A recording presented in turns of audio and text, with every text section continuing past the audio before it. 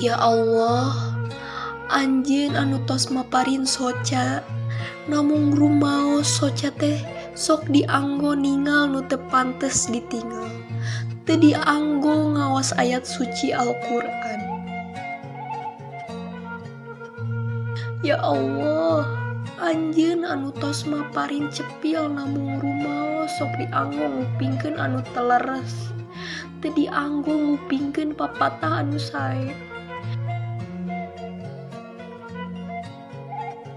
Ya Allah, anjeun anu tos maparin lambeuy tapi masih resep ngabohong, tapi lambeuy teh sok dianggo nyarios anu teu pararuguh.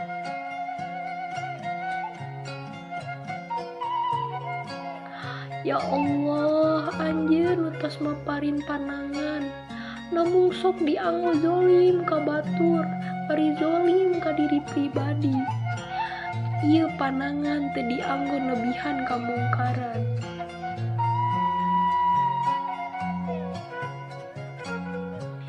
Ya Allah, anjeun maparin sampean namung rumaos sok dianggo kana jalan maksiat, teu dianggo jihad.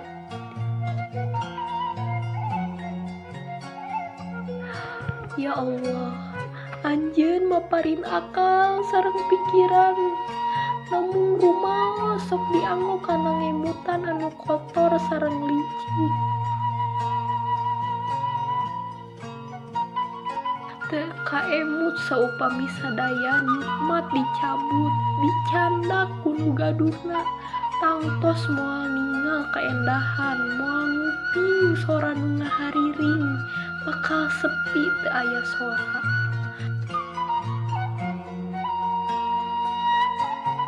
Tangtu linglung hese rek ngabedakeun mana caang, mana poek, mana beurang, mana peuting, mana indung, mana bapa, mana dulur, jeung mana batur.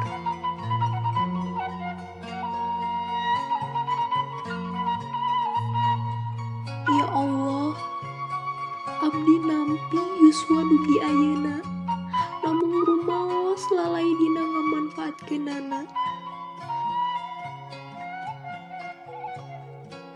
Ya Allah, ibu abdi, bapak abdi sadayana nyaah ka abdi, tapi abdi teu tiasa mika nyaah ka anjeunna.